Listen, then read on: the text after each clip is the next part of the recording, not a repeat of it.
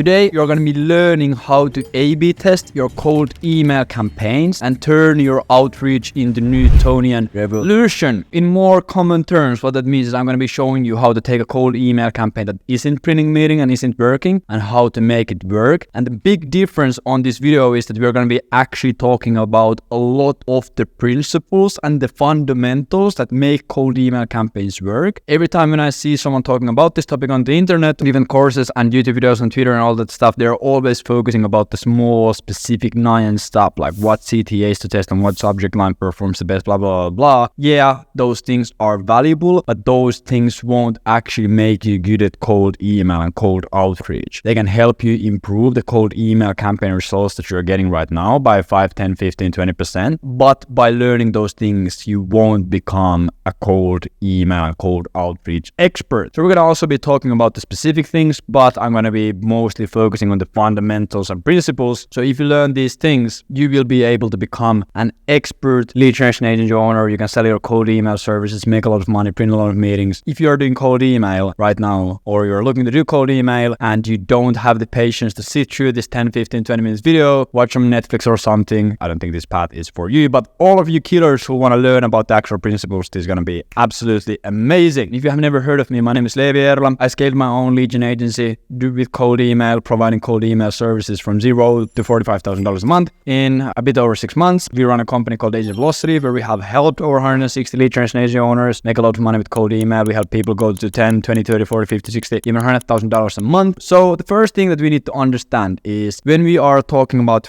cracking outbound. Cracking outbound is a verb phrase. It pretty much describes the systematic process of optimizing and fine-tuning a business's outbound marketing efforts with the specific aim of resonating with the target audience. This activity involves determining the right targeting, creating compelling messaging style, understanding the market sophistication and awareness level, and structuring the outbound campaign accordingly. And pretty much how we would use it in a sentence is the marketing team has been cracking outbound, experimenting with different approaches to increase response rates. Pretty much when you're talking about cracking outbound, we are always talking about the activity of taking an outbound campaign or an outbound strategy or outbound offer or just offer in general and making it work on outbound, because there might be an offer or service or product that works really well when you're selling it referrals, but then when you try to do cold email for it, you might find yourself struggling a bit. When we are looking to crack outbound for an offer or in a specific situation, first thing we need to understand that there are multiple variables at play. There's the offer that you're actually running the campaigns for. There's the market that you are running the campaigns for, so pretty much the niche. There's the language, and when I say language, I don't mean the actual language, like is it Swedish, is it Finnish, is it Spanish, is it English. I mean more language that you use to communicate, like what kind of words you use, what kind of terms you use, what kind of language patterns you use. And then of course there's also the specific details that include the CTAs and the subject lines and the scripts and all of that stuff, the PS lines and personalized lines, etc. So there's multiple variables at play. If we want to crack outbound, we need to get all of these things outlined as good as possible. The more higher needle moving stuff, so the things here on the left, the closer they are together, the better it's gonna work. So if we choose to draw a simple line here, let's take the green color and let's say that this is the straight line that they need to align on. The thing that you really need to worry about is that the offer is as closely aligned with the market. They need to be really closely together. And if you nail these two things, you're gonna be really golden. And then you can optimize the campaign performance by nailing down the language and then also the specifics. But if your beginning part here, if your offer and market are really well aligned and you are communicating at least a bit with the right language, then these specifics don't matter that much. These are not as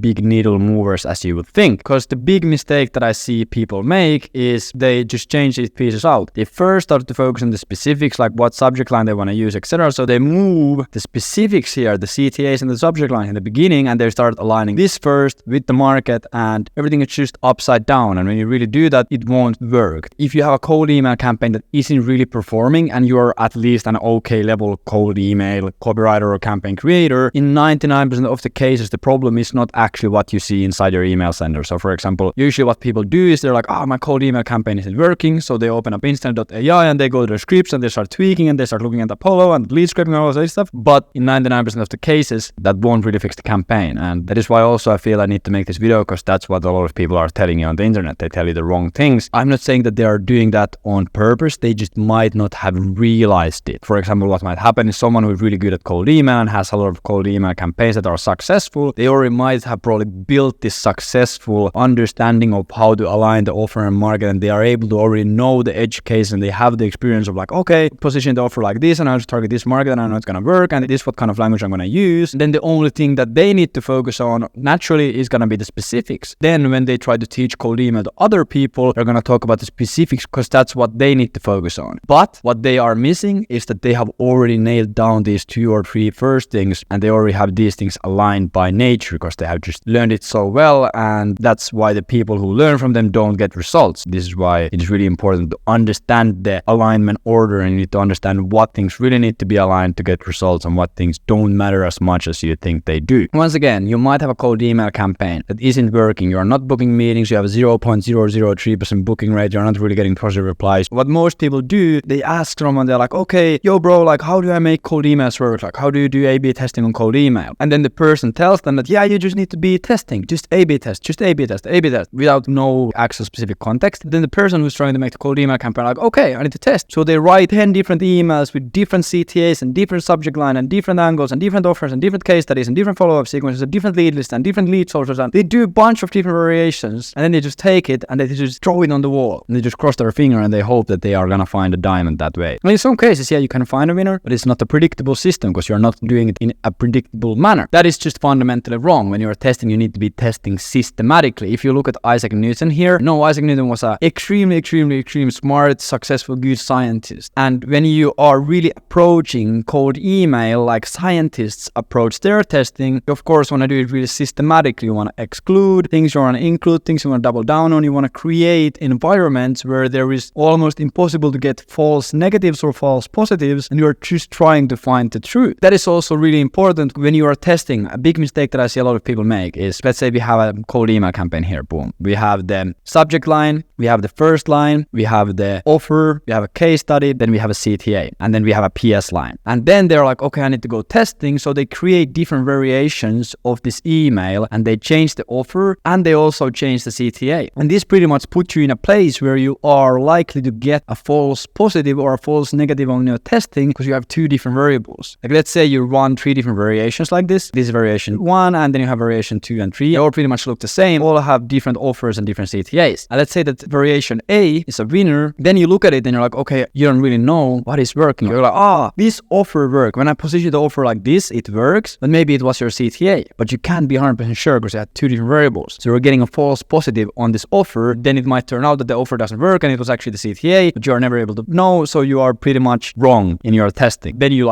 start believing that this is the offer that works, and you spend months and months and months on testing with the wrong offer, and you never end up getting results. That is why we need to approach the testing phase of creating cold email campaigns and cracking outbound. Like I said, we need to approach it like a scientist. We don't want the false positives or false negatives. We actually want accurate information. We want to find the truth, and that is why we need to approach it systematically. In order for us to do that, we need to understand that there are levels to the testing. There is 3 main levels, and these levels describe how big of an effect they have to your cold email campaign. So on level 3, these are the things that can 2 or 3 or even 5x your campaign results. They can take a campaign that books 2 meetings a month. When you tweak things on the level 3, it can start booking 20 meetings a month or 50 meetings a month or 10 meetings a month or even 100 meetings a month. We have seen it happen. These are pretty much the thing on level 3. These are the big things that you need to focus on. Then you have the level 2, which is pretty much everything that is in the middle ground. So these things, like you can improve the performance by 0.3x, like you can get a 0.3x improvement or a 0.5x improvement. These are pretty much the things that, yeah, they affect the cold email campaign pretty impactfully, but they are not going to take your campaign from booking 2 meetings a month to booking 50 meetings a month. They are not high level enough. And then we also have the level 1, which of course, like these are the things that can give your campaign a 5% improvement or a 10% improvement or a 15% improvement in the performance. And the big thing, like I already described here with this thing, is a lot of people, when they start testing cold email campaigns, and then when they start testing cold email, they start focusing on the level 1 immediately. They go and start testing the things that don't have a big difference in the cold email campaign performance, and they start testing the CTAs and the subject lines, and they can get their campaign from booking 2 meetings a month to 3 meetings a month. So they can get their campaign from booking 3 meetings a month to maybe 4 meetings a month, because they're testing the level 1 things. And then they're trying to book 30 meetings a month, but they're like, I have tested like 100 different things, and I have paid for professional cold email copywriter to consult and write my description. They might be doing really good testing, and it might be systematic, and it might be the right approach, but they're just testing the wrong things. They're testing the small things. And don't get me wrong, this doesn't mean that you shouldn't test things on the level 1. It just means that you shouldn't test them early on. When you have the level 3 and level 2 perfected, then you can go into level 1, because of course, if you can get a higher return and higher yield on your testing on level 3, of course you want to do that first. Like if you have something like a low-hanging fruit, like if you can test this and 5x your campaign results, of course you want to test it first, and then when you have tested everything else, then you can go to level 1. Now you might be wondering, okay, what things are level 1 and what things are level 2 and what things are level 3? In my experience, things that go into level 3 are the actual market that you are targeting. Are you selling to IT companies in the Nordics, or are you selling to insurance companies in Latin America? So the market that you are targeting. Also, things that go here are the offers. So what are you actually selling? Because of course, if you're selling something completely else, like it can have a big difference. Are you really selling something that people want? Those are the big needle moving things. That can take a completely failing campaign that hasn't booked a meeting in 10,000 emails to booking 30 emails the next month. And we have literally seen it happen. We had a case, one of our customers, Renee, he sent 20,000 or 15,000 emails for one of his clients' offers, and he didn't book a single meeting. And then he positioned the offer differently, and he booked 27 meetings in the next month. And pretty much what had happened is he just focused on the level 3, the actual big needle moving stuff. So the things on the level 3, the market, the offer, the sophistication level of the market. So are you talking on the right sophistications? How mature the market? Have they already heard about the solution? Have they already heard about this unique mechanism? Has someone else already made big claims in the market? And if you don't understand market sophistication, I would read Eugene Schwartz's Breakthrough Advertising, because it's going to explain it perfectly. I also have some content about that on my YouTube channel, but Eugene is the person who really invented it and really came up with the concept of it. So I would just go straight directly to the source and read his stuff. The same thing also goes for awareness levels. These are truly level 3. When we are talking about awareness levels, there's different awarenesses in every single market. Some markets are aware that they have a problem, but they don't know what is the solution. Some markets already know what the solution is, but they don't know about the specific products. If, for example, you're selling cold email as a service to a market that doesn't know that they even have a lead generation problem, of course it's not going to work. They're going to like, why would I need cold email? I don't have a lead gen problem. To those people, you need to sell the idea why they need to get more leads. And then if you go to a market where they know that, okay, I specifically know that I need cold email, it's going to be the best thing to fix this problem that we have, and they're just deciding between different service providers. If you go there and you try to sell them the idea like, John, have you ever thought about getting more leads? It's not going to resonate, because they're already like, yeah, we figured that out 12 months ago. Now we're just trying to look for like the person who's actually providing this service for us. So you need to be also on the right awareness level. So these are mainly the level 3 things that affect the campaign the most: the offer, the market, sophistication, and awareness level. So pretty much on the level 2, there's the specific targeting parameters. So who are you targeting in the niche? Are you targeting bigger companies or smaller companies? Are you targeting the CMO or the marketing director? Are you targeting the X or are you targeting Y? It's pretty much the like more specific targeting options. Also, other thing that goes into level 2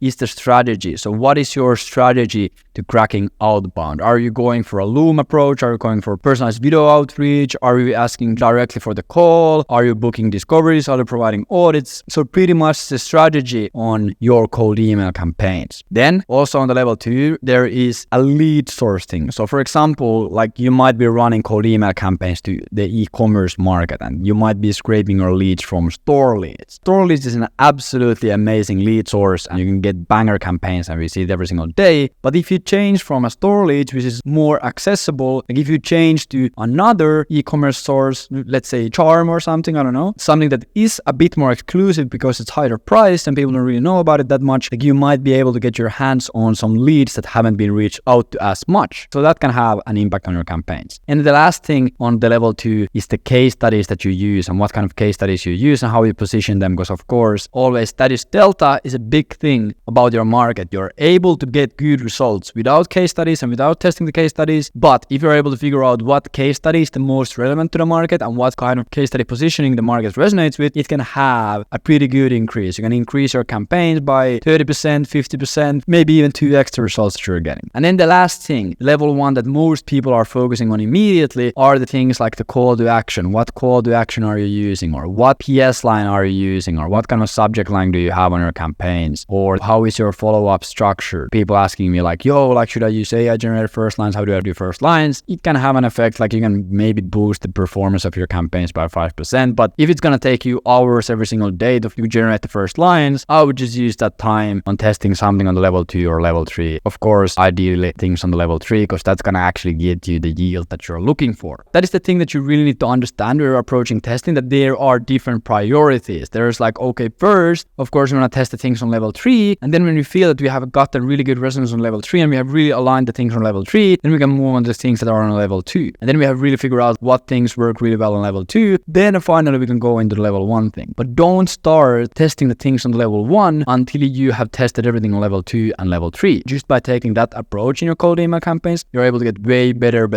results. And that is something that I feel that everyone should understand who is doing cold email. And then, of course, last but not least, we are going to be talking about systematically testing. So how the actual testing goes, and how do you come up with these tests, and how do you identify winners and losers when you're testing, and how do you move forward from that. The first thing that of course matters is, like we have already talked about, we have the level 3 things that we want to test first. So let's say that we are testing for the actual offer. The offer is the first test that we're actually doing. Pretty much what you need to do is you first need to come up with the things that you want to test. You want to come up with the variables, with the variants that you are testing with. So you need to figure out like, okay, what different offer positionings and offers you want to test. So you do research and you come up with a thesis. You have a thesis of, let's say, 3 different offers. So you have an offer A, you have an offer B, and you have an offer C. Pretty much how this happens is, let's say you are selling lead generation agency offer, you're offering B2B lead generation as your offer. Research your market, and let's say you are selling it to software development companies. Figure out what their pain points are and what their desired end results, and you're like, okay, a big pain point is that they are struggling from unpredictable leads because they're relying on referrals. Second desired, that they don't really know how to sign big high quality clients. They're just taking a random clients that they can get through inbound, so they're not able to do really cool big projects that are really profitable. And the third thing is, okay, maybe they are trying to hire some SDRs, but it's really painful. So you can create 3 different offers and 3 different angles for each one of those. Hi, John, wanted to reach out to you since we help software development agencies like yourself deal with the building of the SDR team, or like whatever. Like, I'm not gonna go into the exact details, you know what I mean. You pretty much come up with 3 different variations of your offer based on the thesis that you came up with. These are the most 3 painful problems. I'm gonna test against each one of these, which is the most painful. Of course, the easiest way to figure out what is the most painful or what is the most resonating offer from ABCs. So what you do is you take 500 leads for each campaign, run an email campaign to all of those 500 leads. And here it is super important that you just don't send 1 email to 500 leads. You also want to do 2 follow-ups for every single lead. Of course, if they reply to the first email, then you don't want to be following up with them, but you need to have 500 leads plus 2 follow-ups for every single lead. So I'm going to add plus 2, and then you run it. Keep in mind, everything else on your cold email copy should be the exact same. There should be no other differences, because like I already mentioned here, if you have multiple differences, you might get a false positive. You might have a different CTA. One variation, like on variation A, you might have a different CTA. On variation C, you might have a different CTA. And then you might think that the actual difference maker was the offer, actually was the CTA, and then you'll get a false positive. Everything else needs to be the exact same. The only thing you're changing on the emails is the offer. And then you run a cold email campaign. What's gonna happen is one of these is gonna perform better than the other one. Let's say that the offer variation B gives you 0.25% booking rate, and then the variation C gives you 0.1% booking rate. And like, optimize for booking rates, because that's really the only thing that matters. Like, don't optimize for reply rates, optimize for booking rates. And then variation A gives you 0.05% booking rate.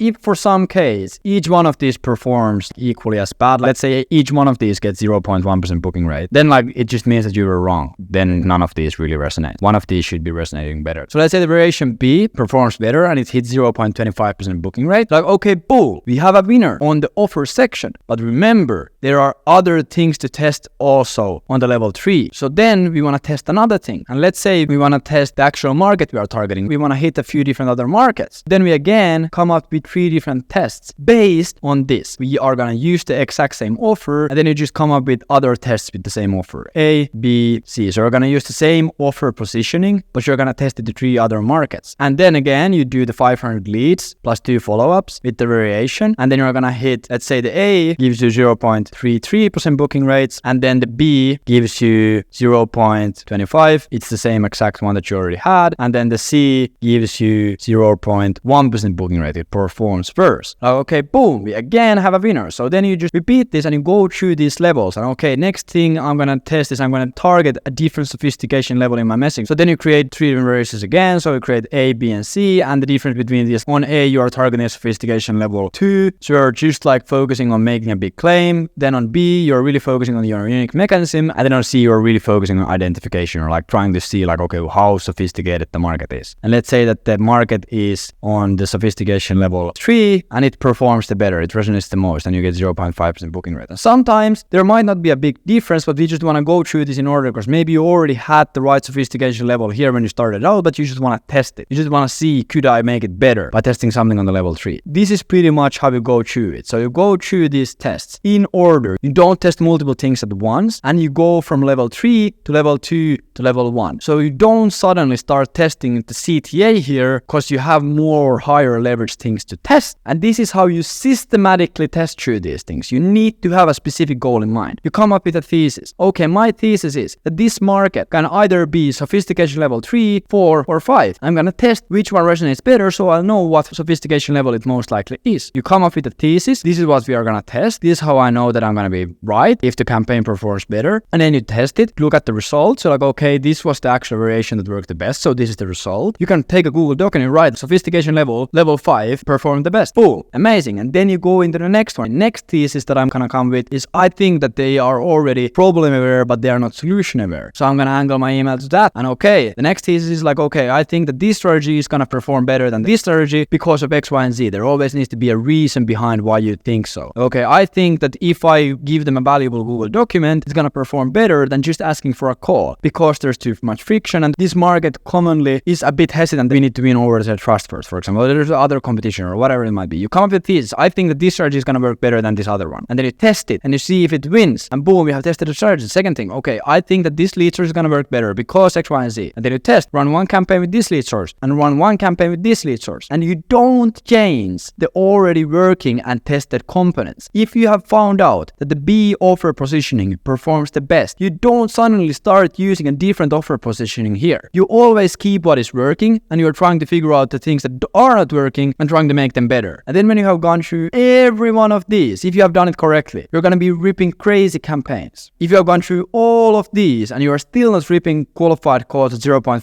0.8, 1%, it can even be like 0.3. If you are not getting extremely good results after going through all of these systematically testing based on your thesis, then you have fucked something up. Then you have done something wrong and then you just need to start over again. Remember, you need to approach it like Newton, like a scientist. No false positives, no false negatives. The truth is gonna make you a lot of money. You might have to watch this video a few times again, and when you are creating your new cold email campaigns for you or for your clients, if you're on a lead generation agency, keep this in mind. And this is how we are gonna make crazy campaigns that bring a lot of money out of thin air by just being a Chad in cold email. And this also works in other outbound. It's not just cold email. This same concept works on other outbound channels. Cold calling, LinkedIn, Facebook, IG, this works everywhere. So keep this in mind when you're doing outbound. If you are looking to run a B2B lead generation agency and scale it from $0 a month to $10,000 a month in the next 92 days, go to agencyvelocity.io. And if you are qualified to work with us, we'll work with you personally. Me, my whole team, all of our resources, our community, our calls, our coaches, we're going to do everything to get you to $10,000 a month. We have already done it with people like Wyatt Beamer. He scaled from $0 to $76,000 a month in profit in 9 months. We did it with Christian and Huey. They scaled from $0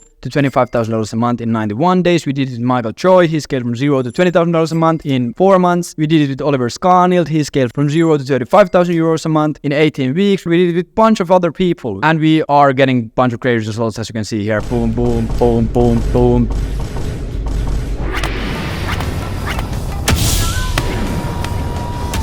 As you can see, we are getting crazy results. So if you're looking to build a B2B lead generation agency, go check out agencyvelocity.io, apply to work with us if it's interesting, and maybe we'll see you inside. If you enjoyed the video, drop me a like. And if you have already seen through a few of my YouTube videos, and you're like, oh, I think this guy is pretty okay, drop me a subscribe. I would truly appreciate that. Thank you for watching through the video. I hope it was enjoyable, and I hope also you got some value out of it. It has been a pleasure. I'll see you in the next video. Bye.